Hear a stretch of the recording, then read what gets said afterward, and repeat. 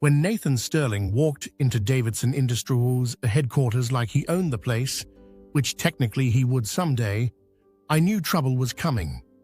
As the logistics director who had spent 8 years building every system that kept the company running, I'd dealt with entitled executives before. But Nathan was different. You won't believe what happened next. I never expected him to call me lazy and fire me on the spot, or that his arrogance would trigger the corporate warfare strategy I'd been quietly preparing for years. Sometimes, when spoiled rich kids think they can destroy what you've built, the best response is to show them exactly how much they need what they just threw away. Hi, everyone. Welcome to Life's Changing Stories. Now, let's dive into today's story. The bustling operations center at Davidson Industries represented 8 years of Poppy Murphy's methodical work, transforming a chaotic shipping company into one of the most efficient logistics operations on the West Coast, with proprietary systems, vendor relationships, and distribution protocols that had been carefully refined through countless hours of analysis, negotiation, and strategic planning that few people in the company truly understood or appreciated. At 34, Poppy had become the invisible foundation that supported Davidson Industries' entire business model, quietly managing the complex network of routes, contracts, and vendor relationships that allowed executives to focus on sales and marketing while trusting that products would always reach their destinations on time and within budget. Poppy's role as Director of Logistics Operations involved far more than the moving boxes around description that most people assumed summarized her responsibilities, encompassing everything from predictive analytics that anticipated inventory spikes 6 weeks in advance to emergency protocols that had kept operations running during natural disasters, labor strikes, and supply chain disruptions that had crippled competitors who lacked similar preparation and expertise. Her work required deep knowledge of transportation regulations, vendor management, contract negotiation, and the kind of strategic thinking that could optimize efficiency while reducing costs through innovations that weren't obvious to people who focused only on traditional business metrics. The company's success had been built on Poppy's ability to solve problems that other logistics professionals considered impossible, including rebuilding their entire distribution network after Hurricane Patricia had destroyed their primary shipping hub, personally negotiating their UPS bulk rate contract during a national labor strike that had left most companies unable to ship products, and working 18 consecutive Christmas Eves without requesting overtime pay to ensure that holiday deliveries reached customers on schedule despite unprecedented demand and staffing shortages. For the past 6 years, every executive-level decision that affected warehouse operations, vendor relationships, or distribution efficiency had quietly been routed through Poppy for review and approval, though most senior managers assumed these processes were handled by teams of people, rather than one person whose expertise had become essential for maintaining the company's competitive advantages in an increasingly challenging market. This particular Monday morning had started like most others, with Poppy reviewing weekend shipping reports and preparing for the weekly operations meeting where she would present efficiency metrics and address any issues that had developed during the previous week's activities. However, the routine was interrupted by the arrival of Nathan Sterling, the 28-year-old son of CEO Robert Sterling, who had never shown interest in the company's daily operations, but was now touring the headquarters building with the confidence of someone who expected to eventually inherit control of the business. Nathan Sterling entered the operations center like he was expecting applause, strutting through the workspace less than 24 hours after the board of directors had announced his father's temporary medical leave for cardiac issues that would keep him away from the office for at least 6 weeks. At 28, Nathan was known throughout the company as a Harvard dropout cryptocurrency influencer, whose business experience consisted primarily of burning through his trust fund on failed startups, including NFT art projects and a meditation app for pets that had generated more mockery than revenue. Nathan had never set foot in the warehouse facilities, distribution centers, or shipping departments that generated Davidson Industries profits, preferring to focus on what he called strategic vision and disruptive innovation, while avoiding the practical aspects of running a logistics company that required detailed knowledge of transportation, inventory management, and vendor relationships that took years to develop and maintain. As Nathan surveyed the operations center with obvious disdain for the organized chaos of shipping schedules, route optimization displays, and the dozens of monitors that Poppy used to track real-time logistics data across multiple time zones and shipping networks, his attention settled on Poppy's workstation, where she was coordinating responses to a weather delay that was affecting deliveries throughout the Pacific Northwest. "You're the woman who runs logistics," Nathan said, approaching Poppy's desk with the condescending tone of someone who viewed operational staff as interchangeable resources rather than specialized professionals whose expertise had taken years to develop. "I am logistics," Poppy replied, without looking up from her screens, where she was rerouting shipments around a storm system while coordinating with drivers who were waiting for updated delivery schedules. Nathan paused for a moment, studying Poppy's workstation and the complex array of systems she was managing simultaneously, before delivering his assessment with a smug expression that suggested he had already made up his mind about her value to the company. "We don't keep lazy people here," Nathan muttered dismissively, turning to walk away as if this casual insult represented a definitive judgment about Poppy's work ethic and professional competence. Poppy felt rage building in her chest as she processed Nathan's words, but she maintained outward calm while immediately standing up and beginning to pack her personal belongings with deliberate, methodical movements that reflected years of contingency planning for exactly this kind of situation. Nathan watched Poppy's response with a smug little victory smirk, clearly pleased with himself for what he perceived as decisive leadership action that demonstrated his authority and willingness to make tough personnel decisions that his father might have avoided due to misplaced loyalty or sentiment. What Nathan didn't understand was that Poppy's contributions to Davidson Industries went far beyond what appeared in her official job description or organizational chart, encompassing critical functions that would become apparent only after her expertise was no longer available to solve the daily crises that she had been handling seamlessly for nearly a decade. Before leaving the building, Poppy handed a sealed envelope to William, the overnight security supervisor who had become a trusted ally during her years of working late shifts and weekend emergencies that required access to secure areas and confidential systems. "Deliver this directly to Robert Sterling," Poppy instructed William. "Don't give it to anyone else, and make sure he understands it's urgent and requires his immediate personal attention." Inside the envelope, Poppy had included a certified copy of Clause 9.2.4.1 from her Executive Retention Agreement, signed and notarized by Robert Sterling himself in 2019, along with a handwritten note containing 4 words: "You fired who exactly?"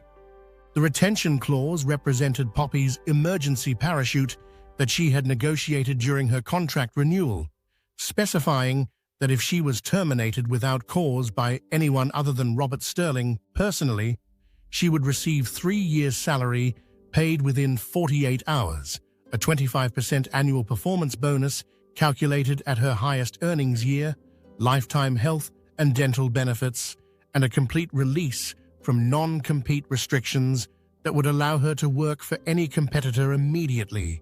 Tuesday morning at 7:15 a.m., Robert Sterling stormed into Davidson Industries headquarters despite not being medically cleared to return to work, his face red with fury as he screamed loudly enough to be heard throughout the building about the financial disaster that Nathan's impulsive decision had created for the company and the Sterling family's business legacy.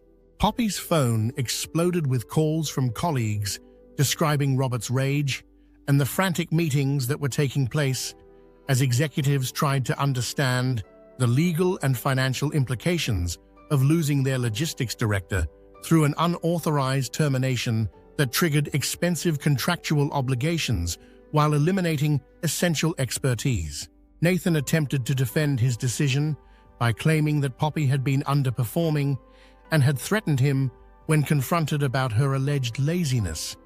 But Robert's expression made it clear that he understood exactly how much damage his son had inflicted on the company through ignorance and arrogance. "You're not ready for any leadership responsibility," Robert told Nathan in front of the entire operations staff. "You treat this company like it's a hobby instead of the business that supports our family and employs hundreds of people. Get out of this building immediately." Robert instructed William to escort Nathan off the property while he attempted to assess the full scope of the crisis that his son's incompetence had created for Davidson Industries' ability to continue operating at current efficiency levels. However, the situation was far worse than Robert initially realized, because Nathan had implemented a malicious sabotage plan in the hours before firing Poppy, apparently intending to steal proprietary logistics systems and sell them back to Davidson Industries through a shell company he had created for that purpose. At the exact timestamp when Nathan had terminated Poppy's employment, warehouse computer screens throughout the building had glitched and displayed error messages indicating that shipping routes, invoice tracking systems, and delivery logs had been corrupted or deleted. IT department investigation revealed that Nathan had used his administrative access to revoke warehouse staff credentials, redirect data exports through a third-party filtering system based in Portland, Oregon, and initiate a data purge protocol scheduled to permanently delete Poppy's logistics databases at midnight on Friday. The Portland address belonged to Sterling Logistics Consulting, a shell company that Nathan had registered under his own name as part of an elaborate scheme to steal Davidson Industries' proprietary shipping algorithms and vendor contracts, then sell logistics services back to his father's company as an independent contractor while keeping the profits for himself. Nathan had apparently blown through his trust fund on cryptocurrency investments and a failed social media platform for dog training videos, leaving him desperate for income and convinced that he could easily replicate and monetize the logistics systems that Poppy had built over 8 years of careful development and refinement. What Nathan didn't understand was that Poppy wasn't just a replaceable employee who managed existing systems. She was the architect who had designed every aspect of Davidson Industries' competitive advantages, and her departure would expose the company's complete dependence on expertise that couldn't be easily replaced or replicated by inexperienced managers. Fortunately for Poppy, she had been preparing for this exact scenario for several years by developing what she called her independence protocol, a shadow logistics system that was better, faster, and more efficient than anything Davidson Industries officially used, built entirely on her own time using cloud servers and proprietary algorithms that were accessible only through her personal security credentials. This backup system included mapped alternate shipping routes that avoided the bottlenecks and delays that affected traditional carriers, optimized vendor relationships that provided better pricing and service guarantees, and predictive analytics software that could anticipate inventory fluctuations and supply chain disruptions weeks in advance. When Susan from Davidson Industries' legal department called desperately trying to convince Poppy to return and resolve the crisis that was crippling their operations. Poppy calmly replied, "I don't work there anymore. This is your problem now." Within hours of Poppy's departure, Richard Morrison, CEO of Pacific Logistics Corporation and Davidson Industries' biggest competitor, contacted her with an offer he had been trying to make for 5 years.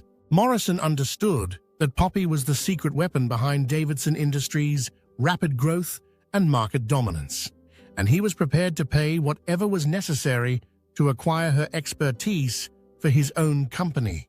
"Name your price," Morrison said, presenting Poppy with a blank contract that would triple her Davidson Industries salary, provide equity ownership in Pacific Logistics, and give her complete authority to build her own logistics team using whatever resources and personnel she deemed necessary. Poppy slid the contract back across the table and asked for 48 hours to consider the offer, though she was already planning to accept with conditions that would allow her to bring not just her systems, but her entire network of contacts, vendor relationships, and key personnel who had been working under her direction at Davidson Industries. Over the next 2 days, Poppy conducted encrypted conversations with warehouse supervisors, regional coordinators, vendor liaisons, and truck drivers who had become frustrated with Davidson Industries' corporate culture and Nathan's obvious incompetence. She invited 22 of the most critical personnel to a meeting scheduled for Friday at noon in Conference Room B, receiving unanimous acceptance from people who were ready to follow her to a company that would value their expertise and treat them with professional respect. Friday at noon, the conference room was filled with the key personnel who actually kept Davidson Industries functioning, including warehouse leads who managed daily operations, regional schedulers who coordinated delivery routes, vendor liaisons who maintained supplier relationships, and veteran drivers who understood the practical challenges of maintaining delivery schedules across multiple time zones and weather conditions. Robert Sterling entered the room, accompanied by legal counsel, HR representatives, and Nathan, who was still trying to maintain his authority despite having been publicly fired by his own father for gross incompetence and corporate sabotage. "I have 2 items on today's agenda," Poppy announced calmly, consulting notes she had prepared for this moment. Item 1, mass resignation. "These 22 people and I will be submitting our notice effective immediately, with notarized resignation letters that comply with all legal requirements." Item 2, vendor transition. 9 of your top suppliers will be terminating their contracts with Davidson Industries and working exclusively with Pacific Logistics Corporation starting Monday morning. Nathan scoffed at what he perceived as empty threats, but the legal representative's face went pale as she realized the devastating impact that losing so much expertise and vendor support would have on Davidson Industries' ability to continue operating competitively. "What do you want?" Robert asked desperately, understanding that Poppy held the power to either save or destroy the company he had spent 30 years building. "Too late for what I wanted," Poppy replied with calm satisfaction. "What I want now is for you to watch what happens when loyalty isn't mentioned anywhere in your policy manual." Nathan accused Poppy of industrial sabotage and corporate theft, but Poppy simply produced a small flash drive containing the logistics infrastructure she had been developing independently for 6 years. The proprietary routing algorithms, efficiency optimization protocols, and vendor management systems that Nathan had tried to steal through his sabotage scheme. "This is what you tried to fire," Poppy said, holding up the flash drive. "This is what you tried to steal, and this is what you'll never have access to again." Poppy walked out of the conference room, leaving Robert and the board members in stunned silence as they processed the reality that Davidson Industries was about to lose not only its most valuable employee, but also the knowledge, and relationships that had made the company successful. Richard Morrison, was waiting for Poppy in a black sedan outside Davidson Industries, ready to finalize their partnership and begin integrating her expertise into Pacific Logistics Corporation's existing infrastructure. "I brought everything," Poppy said, handing Morrison the flash drive that contained 8 years of logistics innovation, 23 resignations, 9 vendor defections, and a completely rebuilt shipping network that will be operational by Monday morning. 2 hours later, Robert Sterling called Poppy with an offer that included firing Nathan permanently, giving her complete control of logistics operations with a C-level executive title and doubling whatever Pacific Logistics had offered to pay her. "I'm not coming back," Poppy replied firmly, "but I'll give you one mercy. I won't go public with the evidence that Nathan tried to steal company property and sabotage operations. Your board will figure out what happened eventually." Morrison's legal team already had screenshots and email evidence documenting Nathan's sabotage attempts, providing legal protection for Pacific Logistics while ensuring that Davidson Industries would face regulatory scrutiny and potential criminal charges related to data theft and corporate espionage. At Pacific Logistics Corporation, Poppy immediately began integrating her shadow logistics system into the company's existing infrastructure, rewriting operational protocols layer by layer with smart routing algorithms, predictive analytics, and vendor management frameworks that provided competitive advantages Davidson Industries could never replicate. The 22 key personnel who had followed Poppy to Pacific Logistics received immediate salary increases, comprehensive benefits packages, and leadership positions that reflected their actual value and expertise. William from Security became the new Director of Logistics Security, overseeing protection of the proprietary systems that gave Pacific Logistics decisive advantages over their competitors. Morrison invested heavily in Poppy's vision, providing resources for expanding her team and implementing innovations that attracted new clients while convincing existing Davidson Industries customers to switch providers based on superior service and competitive pricing. 10 days after what company insiders called the Great Exodus, Nathan held a press conference attempting to position himself as an innovative leader who was modernizing Davidson Industries through strategic restructuring and technological advancement. However, clients and industry observers saw Nathan's presentation as evidence that Davidson Industries was in crisis, reinforcing their decisions to transfer their business to Pacific Logistics Corporation, where they could work with proven logistics experts rather than untested management consultants. 3 weeks later, Poppy confronted Robert Sterling at his country club during a board meeting, placing a folder on the conference table that contained a signed merger proposal from Sterling Global Shipping, one of Davidson Industries' largest international partners. The proposal was addressed to Poppy in her new role as Pacific Logistics Corporation's Director of Global Supply Integration, and it detailed the permanent transfer of a $52 million annual contract from Davidson Industries to Pacific Logistics, effective immediately. "You're bleeding out, Robert," Poppy said calmly, watching as board members read the merger proposal and realized the full extent of the damage Nathan's incompetence had inflicted on their company. "And the person who used to stop the bleeding just handed you the bandages soaked in salt." Poppy left Robert staring at the folder while surrounded by board members who were no longer confident in his ability to maintain control of the company or prevent further defections of key clients and personnel. As Poppy drove away from the country club, she reflected on how Nathan's arrogance and ignorance had created the opportunity for her to build something better with people who understood the value of expertise, strategic planning, and treating employees as essential assets rather than expendable resources.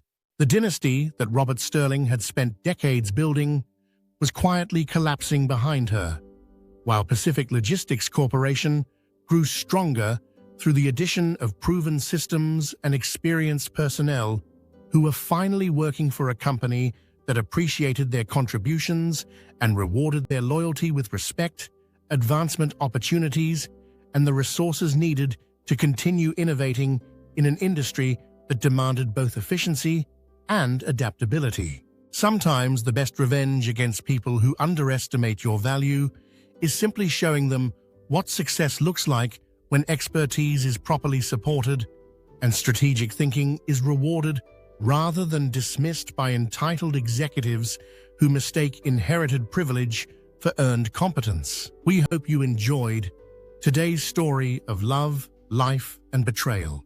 For more free stories and entertainment from our channel, please hit the like button and don't forget to subscribe with notifications.